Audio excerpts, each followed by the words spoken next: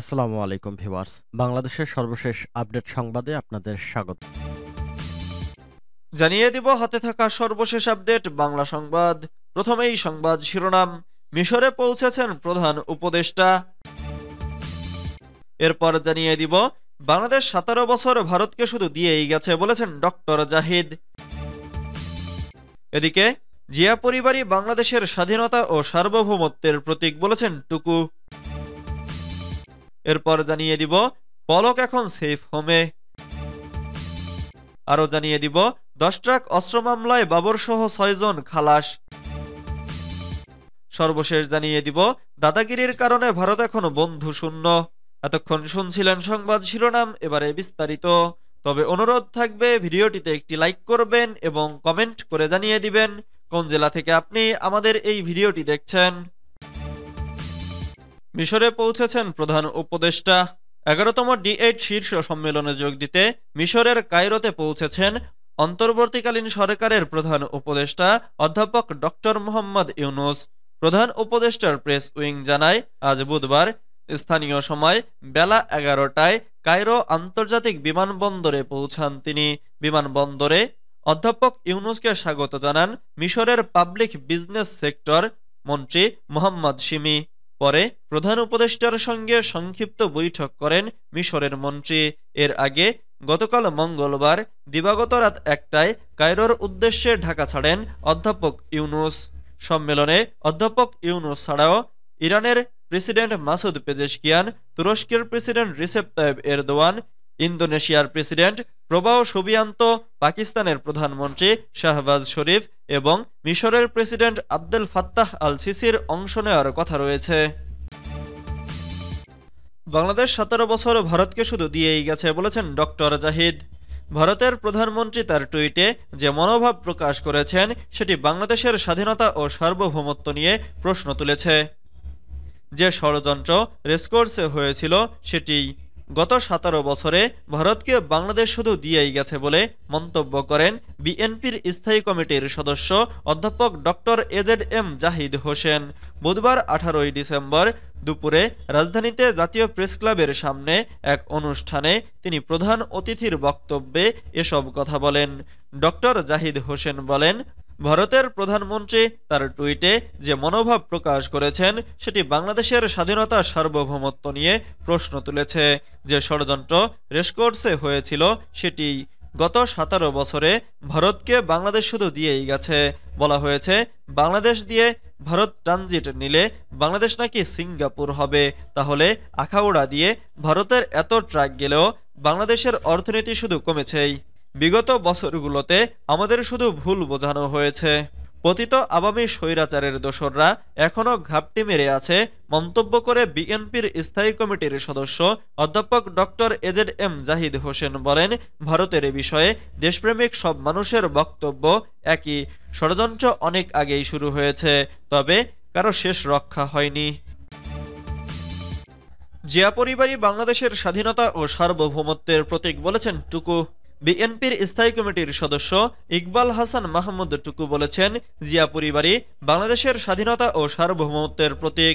শহীদ president Ziaur Rahman 1971 সালের 26শে March স্বাধীনতার ঘোষণার মাধ্যমে মহান মুক্তিযুদ্ধে সশস্ত্র সংগ্রামে নেতৃত্ব দিয়েছিলেন। তার দূরদর্শী নেতৃত্বের ফলে আমরা 16ই ডিসেম্বর মহান বিজয় অর্জন করেছি। জিয়াউর রহমানের ঘোষণায় উদ্বুদ্ধ হয়ে আমি মহান মুক্তিযুদ্ধে অংশগ্রহণ করি।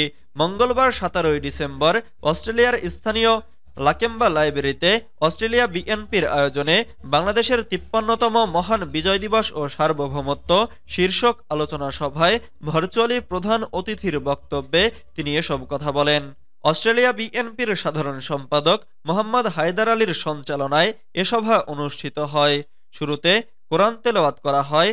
তারপর 1971 সালের মহান মুক্তিযুদ্ধে নিহত 30 লাখ শহীদ, 2024 সালের জুলাই আগস্ট বিপ্লবে শহীদদের রুহের মাগফিরাত এবং আহতদের সুস্থতা, জিয়াউর রহমানের রুহের মাগফিরাত, বেগম খালেদা জিয়া এবং তারেক রহমান ও বিএনপির মহাসচিব মির্জা ফখরুল ইসলাম আলমগীরের শারীরিক সুস্থতা এবং দীর্ঘায়ু কামনা করে মোনাজাত পরিচালনা করেন অস্ট্রেলিয়া বিএনপির ট্রেজারার মঞ্জুরুল হক আলমগীর।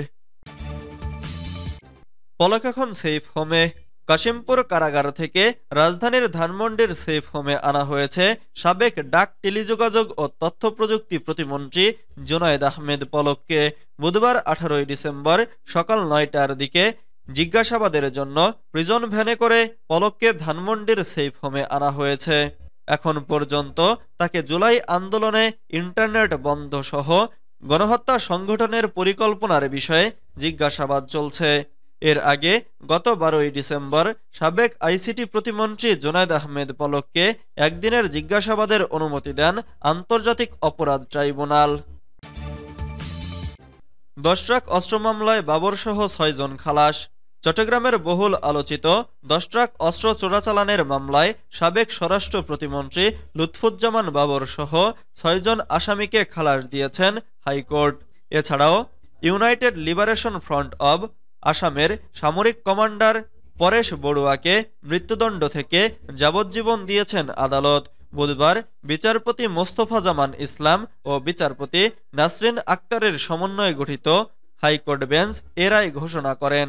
এর আগে 10 ট্রাক অস্ত্র চোরাচালানের মামলায় আসামিদের ডেথ রেফারেন্স ও আপিলের ওপর শুনানি শুরু হয়। সেই দিন সাবেক স্বরাষ্ট্র প্রতিমন্ত্রী লুৎফুজ্জামান বাবর সহ কয়েকজন আসামির পক্ষে শুনানিতে ছিলেন জ্যেষ্ঠ আইনজীবী এস.এম. শাহজাহান। সাবেক স্বরাষ্ট্র প্রতিমন্ত্রী বাবরের পক্ষে শুনানি করেন আইনজীবী শিশির মনির। 2004 সালের 1 এপ্রিল সিইউএফএল ঘাট থেকে 10 ট্রাক ভর্তি অস্ত্রের চালান জব্দ করা হয়। এ নিয়ে কর্ণফুলী থানায় অস্ত্র আইন ও বিশেষ ক্ষমতা আইনে চোরাচালানে অভিযোগ এনে 2টি মামলা দায়ের করা হয়।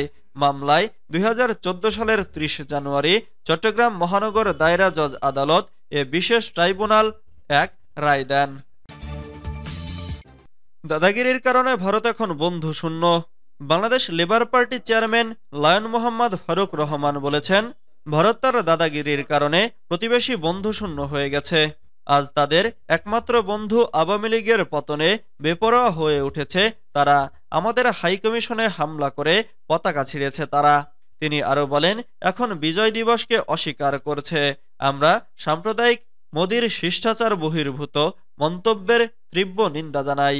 তার বক্তব্যকে দেশের মানুষ ঘৃণাভরে প্রত্যাখ্যান করেছে।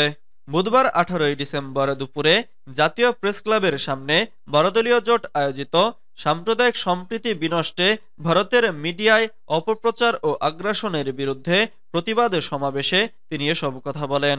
লায়ন ফারুক বলেন, আগামী প্রেতাত্মাদের নিয়ে নতুন বাংলাদেশ গঠন হবে না। 3 বারের সাবেক প্রধানমন্ত্রী বেগম খালেদা জিয়াকে মিথ্যা মামলা দিয়ে সাজা দিয়েছিল স্বৈরাচারী শেখ হাসিনা সরকার। তারেক রহমানের ঘোষিত 31 দফা বাস্তবায়ন করতে হবে। আজ যারা স্বৈরাচারীর দোসর, যারা আওয়ামী লীগের আমলে এমপি হয়েছিল, তারা এখন বিভিন্ন অনুষ্ঠানে দাওয়াত পায়। সাবের হোসেন চৌধুরীকে কেন জামিন দেওয়া হলো জাতি জানতে চায়। প্রতিবাদ সমাবেশে প্রধান অতিথির বক্তব্য দেন বিএনপির স্থায়ী কমিটির সদস্য doctor AZ M Zahid Hossain.